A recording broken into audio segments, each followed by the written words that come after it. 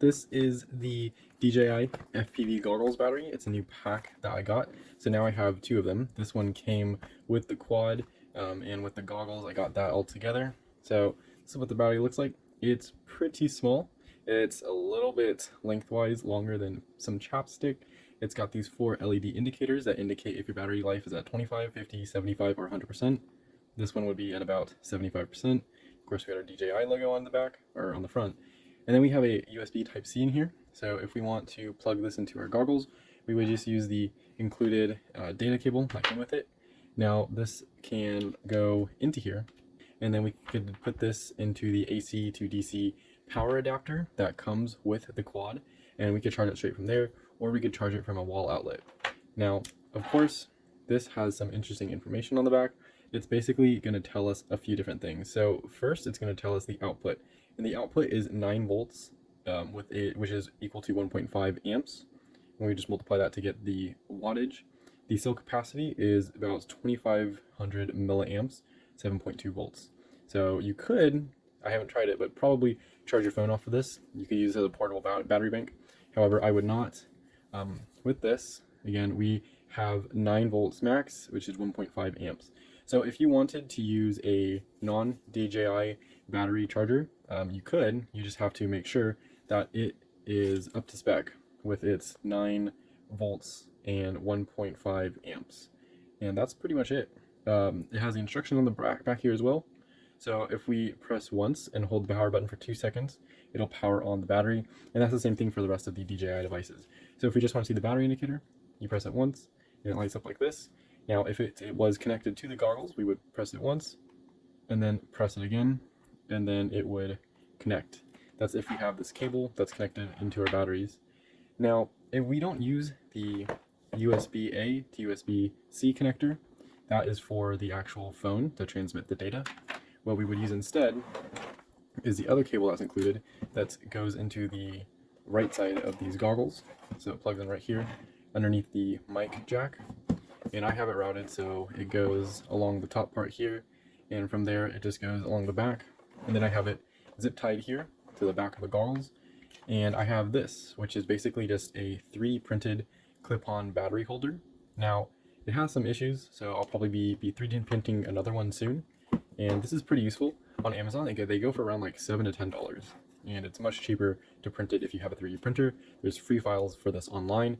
However, this one, at least, it's great, but it could be a little bit better. Now, I have another one as well. However, the actual clip part is a little bit big, and it was pulling against this. It was pushing it out, and it was kind of fraying the actual edges, I think. So I chose to use this one for now, and just zip tie this to the back. I will be catting my own, and having a little part that the wire can go on right here, so it's a little bit simpler. I don't have to zip tie it to here. The goggles, though, if you want to get these files, I'll try to have that linked in the description below the like button, and they just slot in here like this. It doesn't really come out if it's held in here. However, with enough force wiggling or just wrong angle, it can slip out, which is one of the reasons why I don't like it. I'll probably put extra like railing right here, and have it slide in. But once it fits in like this, this would go in, and it would just press it, and then press it again, hold down, and it would turn on the goggles. So that's it for the battery. It's pretty small. Now, I ordered a new one because this one gets a certain amount of flight time, and I have about 4 batteries now. And honestly, it's not a problem, just those 4 batteries. However, if I charge the batteries, if I'm out, I also have a portable power bank where I can charge the batteries. Or if I go to a friend's house or somewhere where I'm able to charge the batteries, I will need more than just one of these batteries for the goggles. So that's why I picked up another one, and this one was extremely cheap. They're like $30 for these batteries. I guess that's relative. And we have some of the specs on the back here. We have the SN and the goggle battery here, just different languages of what it is. So that's the packaging. Like the DJI packaging, it has a little peel tab, so you peel that off. You open it here like this, and it comes with an extra power cable. So this is extra. It's USB-C to the, I'm not sure exactly what plug that is, but I think it's like a DC plug or something like that. And this goes from the headset into the actual power bank. So that's how that would work. Before I had this clip on, by the way, I would just put the battery in my pocket. So it's super easy and so much better if you have it actually clipped on the goggles. And now we could just pull the battery out like this. It's going to come in this wrapper, which of course I already opened because I've already used this, and it's going to slide on out.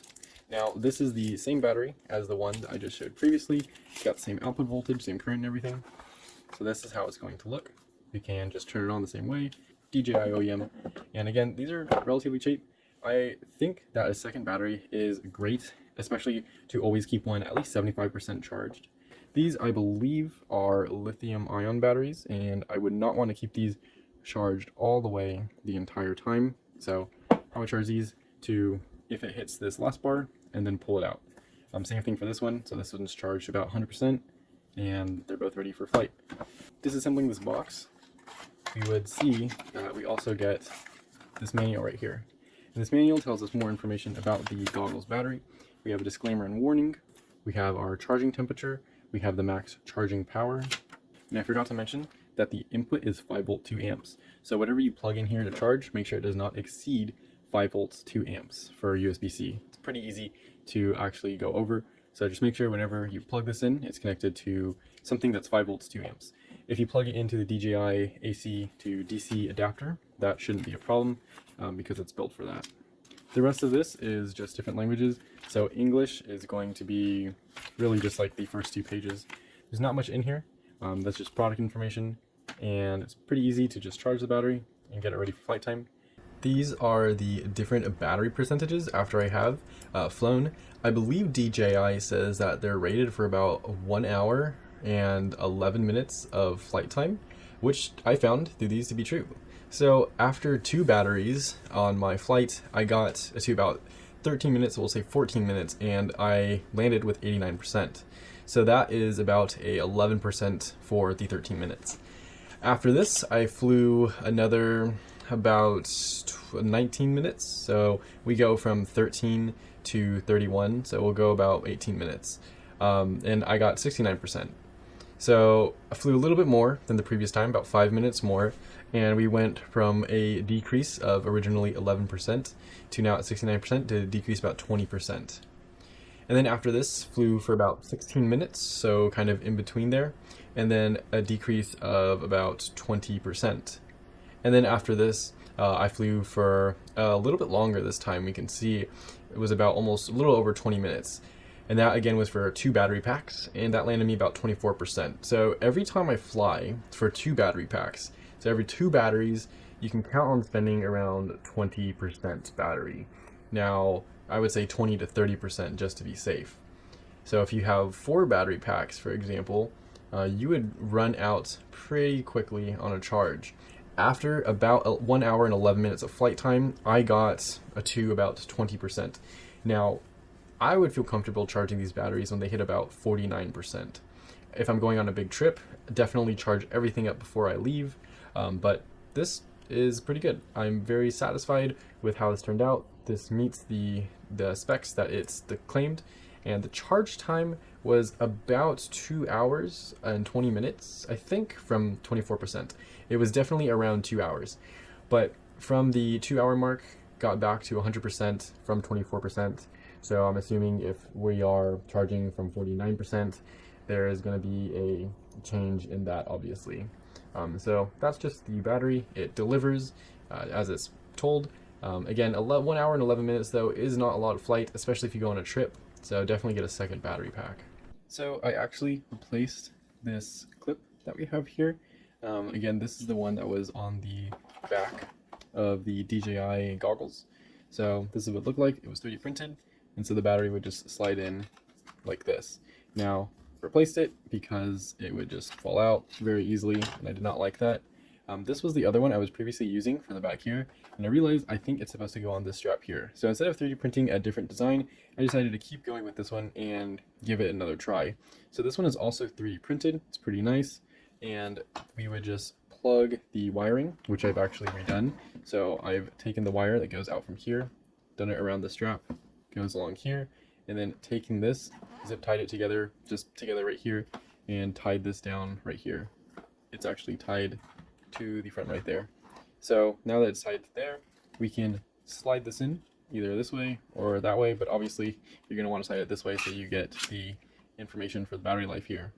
So that just slides in, and this is actually not uncomfortable. The reason why I didn't want it on the side first was because I thought it would be uncomfortable against my head. However, it is not, at least for right now. I haven't worn it for a long flight time, but I will test this and see how it goes. I think it'll be fine.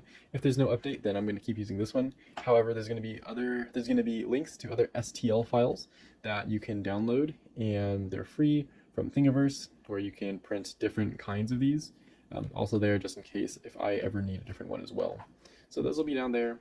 This one I think will also be down here. This is the one I'm currently using. It slides in very easily, but also stays in very nicely. So that shouldn't be a problem, especially even if you keep your head down, it won't really fall out. But if you keep your head level, of course, it's not going to slide out.